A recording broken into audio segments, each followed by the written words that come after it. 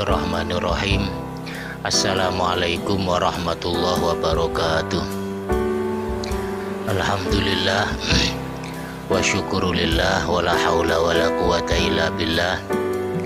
Wassalatu wassalamu ala rasulillah Muhammad ibn Abdillah. Alhamdulillah, segala puji kita limpahkan kepada Allah Subhanahu wa ta'ala yang memberikan banyak karunia kepada kita, utamanya karunia iman, karunia ilmu, dan karunia-karunia yang lain, karunia kesehatan dan lain sebagainya. Mudah-mudahan kita semuanya selalu dirahmati oleh Allah Subhanahu wa ta'ala. Amin Allahumma amin. Sholawat dan salam mudah-mudahan tercurah limpahkan kepada junjungan kita Rasulullah Muhammad Sallallahu Alaihi Wasallam, seorang hamba Allah yang diutus oleh Allah untuk membimbing umat manusia di seluruh dunia, di seluruh alam. Seorang hamba Allah yang dijadikan oleh Allah sebagai panutan untuk kita contoh. Mudah-mudahan kita semuanya diberi syafaat oleh Rasulullah Muhammad Sallallahu Alaihi Wasallam. Amin Allahumma amin. Pada pertemuan kali ini kita akan membahas tentang ijma' dalam usul fikih. Yang pertama, ijma'. Ijma' secara bahasa bermakna al-ittifaq. Al-ittifaq yang berarti kebulatan pendapat atau kesepakatan. Di mananya ijma' secara bahasa itu al-ittifaq yang berarti kebulatan pendapat. Sebagaimana firman Allah dalam surat Yunus ayat 71. Fa'ajmi'u amrokum wa syuraka'akum. Fa'ajmi'u, maka bulatkanlah amrokum, keputusanmu, wa syuraka'akum, dan sekutu-sekutumu. Fa'ajmi'u, maka bulatkanlah. Jadi secara bahasa al-ijma' bermakna kebulatan pendapat. Adapun secara istilah, ijma' berarti kebulatan pendapat para mujtahid atas hukum syarak pada suatu masa setelah Rasulullah Muhammad Sallallahu Alaihi Wasallam wafat. Jadi ijma' secara istilah adalah kebulatan pendapat para mujtahid atas hukum syarak pada satu masa setelah Rasulullah Muhammad Sallallahu Alaihi Wasallam wafat. Dari pengertian istilah ini dapat dijelaskan bahwa ijma' terjadi ketika ada kebulatan pendapat dari seluruh mujtahid yang ada. Bila ada mujtahid yang berselisih pendapat, maka tidak bisa dikatakan ijma'. Jadi ijma' ini terjadi ketika ada kebulatan pendapat dari seluruh mujtahid yang ada. Itu yang pertama. Kemudian yang kedua, kebulatan pendapat segolongan mujtahid, semisal kebulatan pendapatnya para mujtahid di Madinah atau kebulatan pendapatnya para mujtahid di Makkah, maka hal itu tidak bisa dikatakan ijma'. Sebab ijma' harus ada kebulatan pendapat seluruh mujtahid di seluruh dunia tanpa ada batas golongan, bangsa, suku, dan lain sebagainya.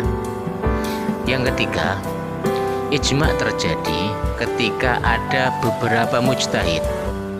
Oleh karena itu, jika dalam satu masa hanya ada satu mujtahid saja, maka hal ini juga tidak bisa dikatakan ijma'. Jadi ijma' itu terjadi ketika ada beberapa mujtahid. Kalau hanya ada satu mujtahid, maka itu tidak bisa dikatakan ijma'. Kemudian yang keempat, kebulatan pendapat selain mujtahid, misalnya orang yang bukan mujtahid, juga tidak termasuk ijma'. Siapakah mujtahid itu? Mujtahid adalah seseorang yang memiliki kemampuan menggali hukum syarak atau istimbatul ahkam min adillatiha at-tafsiliyah, yaitu orang yang diberi kemampuan oleh Allah untuk menggali hukum syarak dari dalil-dalilnya secara terperinci. Mujtahid terkadang juga biasa disebut dengan faqih. Artinya faqih adalah orang yang ahli fikih atau spesialis di bidang fikih. Jadi kebulatan pendapat selain mujtahid, selain ahli fikih, maka tidak bisa dikatakan ijma. Kemudian yang kelima, kebulatan pendapat para mujtahid harus dalam ranah hukum syara. Jadi kebulatan pendapat yang tidak dalam ranah hukum syara, semisal kebulatan pendapat dalam masalah-masalah kedokteran, masalah-masalah politik dan lain-lain, tidak termasuk ijma. Jadi ijma itu harus dalam ranah hukum syara. Kemudian yang keenam, kebulatan pendapat para mujtahid ini terjadinya setelah Rasulullah wafat. Sebab apa? Pada masa Rasulullah, hukum syara itu bersumber dari Allah Subhanahu wa taala yang diturunkan kepada Rasulullah Muhammad Shallallahu alaihi wasallam. Jadi tidak sah jika ijma itu terjadinya pada masa Rasulullah Muhammad Shallallahu alaihi wasallam. Kemudian yang kedua, kita akan membahas tentang kehujahan ijma. Ijma atas hukum syara pada suatu masalah. Jika rukun-rukunnya terpenuhi, maka ijma menjadi dalil, menjadi dalil yang bersifat qat'i, yang bersifat pasti, yang bersifat jelas, yang wajib diikuti oleh umat Islam. Jadi ijma atas hukum syara pada suatu masalah, jika rukun-rukunnya terpenuhi, maka dapat dijadikan sebagai dalil yang bersifat qat'i, yang bersifat jelas, yang bersifat pasti, yang wajib diikuti oleh umat Islam, dan tidak boleh seorang pun menyalainya. Adapun di antara dalil-dalil kehujahan ijma ini adalah firman-Nya Gusti Allah, antara lain banyak, antara lain adalah firman-Nya Gusti Allah dalam surat An-Nisa ayat 115. Bismillahirrahmanirrahim. Wa may yushaqiqir rasula min ba'di ma tabayyana lahul huda wa yattabi' ghayra sabilil mu'minin nuwallihi ma tawalla wa nuslihi jahannama wa sa'at masira. Barang siapa yang menentang Rasul sesudah jelas kebenaran baginya dan mengikuti jalan yang bukan jalan orang-orang mukmin, kami biarkan leluasa terhadap kesesatan yang telah dikuasainya itu, dan kami masukkan ia ke dalam neraka jahanam, dan jahanam itu seburuk-buruk tempat kembali. Wajhudilalah ayat tersebut. Maksudnya wajhudilalah itu aspek menunjukkan, aspek menunjukkan. Jadi kalau kita mendengar ada orang yang mengatakan wajhudilalah, itu berarti aspek penunjukan. Wajhudilalah ayat di atas, yaitu aspek penunjukan dari ayat di atas adalah Allah mengancam orang-orang yang berlainan jalan dengan jalannya orang-orang mukmin. Jalan yang diambil orang mukmin itulah yang benar dan yang wajib diikuti. Selain jalan orang mukmin adalah batil dan wajib dihindari. Kebulatan pendapat atas hukum syara pada satu masalah merupakan jalan yang diambil oleh orang-orang mukmin, yaitu para mujtahid. Dengan demikian, maka hukumnya wajib mengikuti ijma. Sekali lagi, wajib mengikuti ijma. Di sini disebutkan wa yattabi' ghayra sabilil mu'minin, dan barang siapa yang mengikuti jalan selain jalan orang-orang mukmin, yaitu para mujtahid, bisa diartikan demikian, nuwallihi ma tawalla wa nuslihi jahannam, maka kami biarkan dia leluasa dalam kesesatan, kami biarkan leluasa terhadap kesesatan yang telah dikuasainya, dan akan kami masukkan ia ke dalam neraka jahanam. Kemudian juga di dalam surat An-Nisa disebutkan, ya ayyuhalladzina amanu atiullaha wa atiur rasula wa ulil amri minkum. Ya ayyuhalladzina amanu, hai orang-orang yang beriman, atiullaha, taatilah Allah, wa atiur rasula, dan taatilah Rasul, wa ulil amri minkum, dan taatilah ulil amri minkum di antara kalian. Wajhudilalah atau aspek menunjukkan dari ayat di atas adalah orang-orang mukmin diperintahkan oleh Allah Subhanahu wa taala untuk taat kepada Allah, yaitu Al-Qur'an, taat kepada Rasul, yaitu hadis, dan taat kepada ulul amri. Maksudnya ulul amri di sini adalah orang yang memegang perkara atau kendali atau pemimpin. Dalam hal fikih, maka ulul amrinya adalah ahli fikih. orang yang oleh Allah diberi ilmu mendalam di bidang fikih. Oleh sebab itu Allah Subhanahu wa taala memerintahkan agar kita taat kepada ulul amri. Ulul amri dalam hal fikih berarti seorang mujtahid atau orang yang ahli di bidang fikih. Oleh sebab itu dalam permasalahan-permasalahan fikih kita diperintahkan Allah agar taat kepada para ahli fikih. Jika para ahli fikih semuanya ada kebulatan pendapat, ya, kebulatan pendapat atau ijma, ya, ijma dalam ranah hukum syara, maka kita diperintahkan oleh Allah Subhanahu wa taala untuk mengikuti mereka, dan kita dilarang untuk menyalahi apa yang sudah diijma'kan oleh mereka. Itu dalil-dalil dari Al-Quran, di antara dalil dari Al-Quran. Kemudian yang kedua, dalil dari hadis Nabi adalah hadis yang diriwayatkan oleh Imam Tirmizi an Ibni Umar anna Rasulullah sallallahu alaihi wasallam qol innallaha la yajma'u ummati ala dhalalatin. Hadis yang diriwayatkan oleh Ibnu Umar bahwa sesungguhnya Rasulullah Muhammad sallallahu alaihi wasallam bersabda, innallaha, sesungguhnya Gusti Allah, la yajma'u, tidak akan mengumpulkan ummati, umatku, ala dhalalatin, atas kesesatan. Di dalam hadis yang lain Rasulullah juga bersabda, la tajtami'u ummati ala khata'. Jadi la tajtami'u, tidak akan bersepakat, tidak akan bersepakat atau tidak akan ada kebulatan pendapat ummati, umatku, ya, tidak akan ada kesepakatan ummati, umatku, ala khotoin, atas dosa atau kesalahan. Wajhu dilalah atau aspek menunjukkan hadis di atas, dua hadis di atas adalah jaminan atau garansi dari Rasulullah Muhammad sallallahu alaihi wasallam yang menegaskan bahwa umatnya, umat Rasulullah Muhammad sallallahu alaihi wasallam tidak akan membulatkan pendapat pada masalah kesesatan atau dosa atau kesalahan-kesalahan. Lah, umat Rasulullah ini adalah termasuk para mujtahid yang menguasai di bidang hukum syara. Ya, di bidang hukum syara. Mereka adalah orang-orang yang memiliki ilmu yang mumpuni di bidang fikih. Oleh karena itu, kebulatan pendapat mereka menjadi petunjuk bahwa apa yang disepakati tersebut adalah suatu kebenaran dan bukan kesesatan. Karena Rasulullah Muhammad SAW telah menjaminnya bahwa umatku tidak akan mungkin bersepakat dalam masalah kesesatan, tidak akan mungkin bersepakat dalam masalah dosa, dalam masalah kesalahan dan lain sebagainya. Itu diantara apa dalil-dalil ijma, yaitu dari Al-Quran, hadis, kemudian juga banyak dalil-dalil yang menunjukkan bahwa ijma tersebut adalah hujjatan syar'iyatan, bisa dijadikan sebagai hujjah syariah atau dalil-dalil syariah. Berikutnya adalah tentang rukun ijma. Jadi ijma itu bisa dijadikan sebagai hujjah manakala memenuhi rukun-rukunnya. Apa itu rukun-rukunnya? Yang pertama, adanya pendapat-pendapat dari para mujtahid.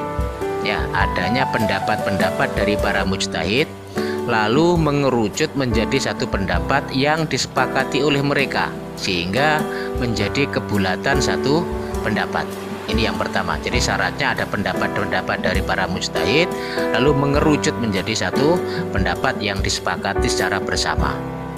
Kemudian yang kedua, rukun ijma adalah adanya kebulatan pendapat dari semua mujtahid terhadap keputusan hukum atas suatu masalah tanpa memandang suku, bangsa, dan golongan para mujtahid, juga tanpa memandang tempat ataupun kelompok mereka dari mana.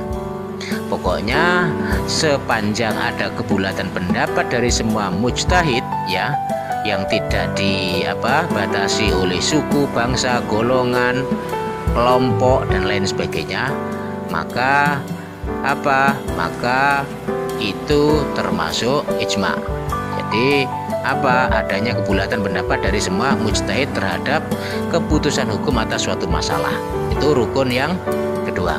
Kemudian rukun yang ketiga, kebulatan pendapat para mujtahid ini nyata, baik berupa perkataan, perbuatan atau pengakuan. Jadi nyata, jelas. Ya, jelas baik berupa perkataan, perbuatan ataupun pengakuan. Ijma wajib bersandar pada nas. Ini yang harus diingat-ingat, bahwa ijma ini wajib bersandar pada nas Al-Quran dan hadis, baik yang bersifat qot'i atau yang bersifat dzonni, seperti hadis ahad dan qiyas. Ijma tidak boleh menyalahi nas. Jadi biasanya para mujtahid itu kalau mereka itu ijma'nya mereka itu pasti disandarkan pada Al-Quran atau hadis atau dengan dalil-dalil yang lain, misalnya dengan qiyas dan lain sebagainya. Jadi ijma' itu mesti disandarkan pada dalil-dalil tersebut. Tidak mungkin ijma' itu tidak disandarkan, pasti disandarkan, yaitu berdasarkan ayat ini atau surat ini, meskipun secara tersirat, ya, meskipun secara tersirat. Kemudian macam-macam ijma', ya, dalam pada itu ada beberapa macam ijma'. Paling tidak ya, ijma' itu ada dua macam, yaitu ijma' qauli yang pertama, dan yang kedua adalah ijma' sukuti. Ijma' qauli juga bisa disebut ijma' soreh, sementara ijma' sukuti bisa juga disebut sebagai ijma' ghairu soreh. Soreh itu artinya jelas, kalau ghairu soreh artinya tidak jelas. Yang pertama ijma' qauli, yaitu macamnya ijma' yang pertama yaitu ijma' qauli atau ijma' soreh. Ijma' qauli ini bisa terjadi misalnya dalam satu tempat para mujtahid ini berkumpul, kemudian mereka mengutarakan pendapat-pendapatnya secara jelas, secara soreh. Lalu pendapat-pendapat mereka ini mengerucut menjadi satu pendapat yang disepakati secara bersama, sehingga menjadi kebulatan pendapat dari mereka secara jelas. Kemudian ijma' qauli ini juga bisa terjadi ketika ada satu mujtahid misalnya mengutarakan pendapatnya terkait hukum pada suatu masalah, misalnya berfatwa. Lalu para mujtahid yang lain menyetujuinya. Persetujuan mereka ini cukup jelas, misalnya dengan menyatakan persetujuan atau dengan memberi fatwa atau dengan memutuskan hukum sesuai pendapat mujtahid pertama tadi. Jadi ijma' qauli ini juga terjadi ketika ada satu mujtahid yang mengutarakan pendapatnya atas suatu masalah, ya, pendapat hukum atas suatu masalah. Kemudian mujtahid yang lain itu setuju, ya, mujtahid yang lain itu setuju, baik dengan pernyataan persetujuan atau dengan memberi fatwa seperti yang diijtihadi oleh mujtahid yang pertama tadi, atau ketika dia ditanya oleh orang, dia memutuskan hukum sesuai dengan pendapat mujtahid yang berijtihad yang pertama tadi.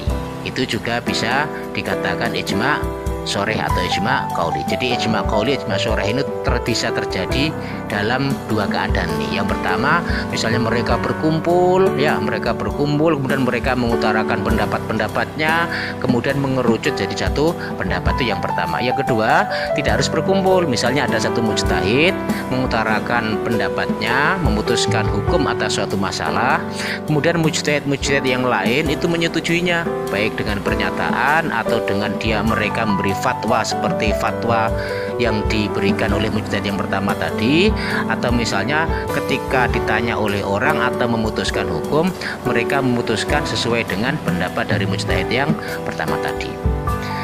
Ijma' qauli sebagaimana penjelasan di atas ini menjadi hujjah qat'iyah.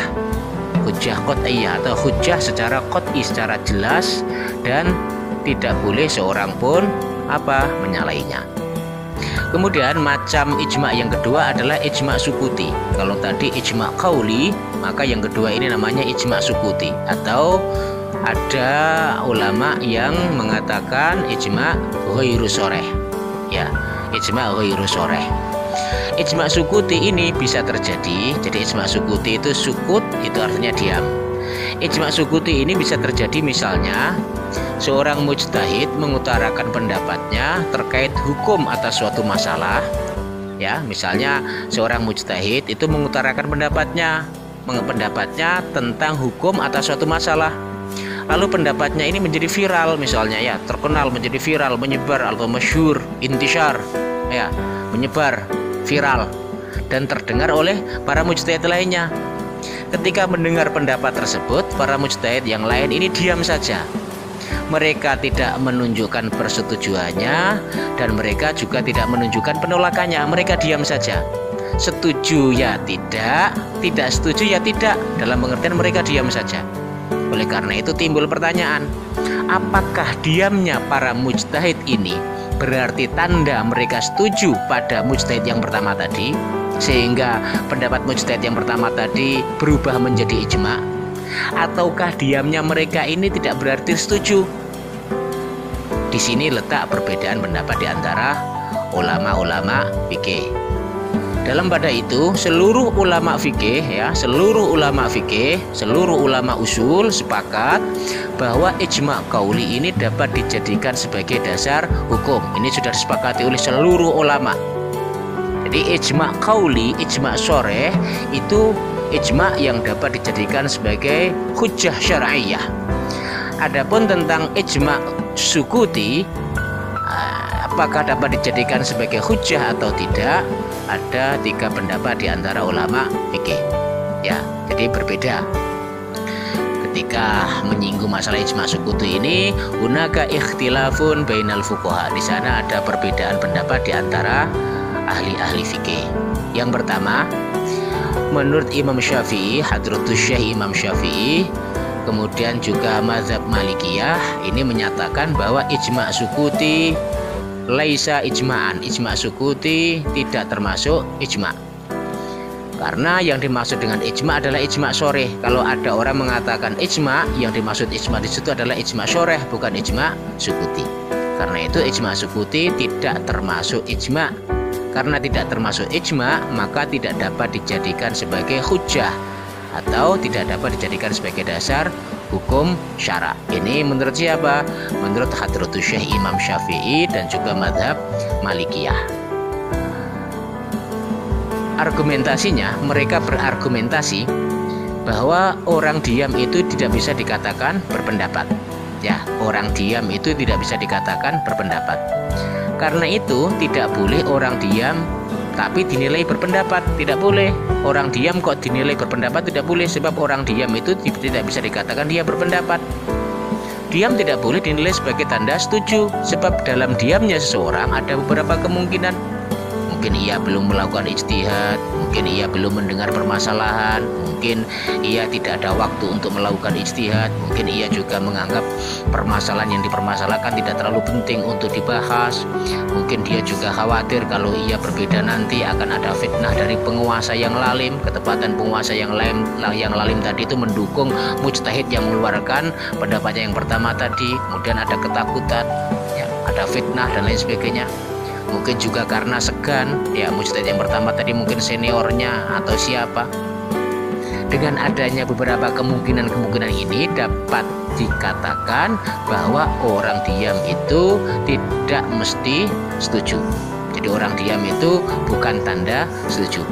Karena tidak ada kata setuju dalam kebulatan pendapat, tidak bisa terwujud. Ya, tidak bisa terwujud.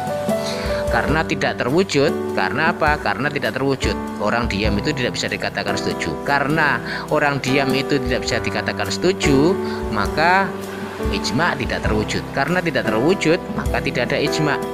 Oleh karena itu, ijma sukuti ini tidak bisa dijadikan sebagai hujjah atau dasar hukum. Ini alasan-alasan yang disampaikan oleh pendapat yang pertama, yang tidak setuju dengan ijma sukuti untuk menjadi hujjah syar'iyyah. Itu pendapat yang pertama.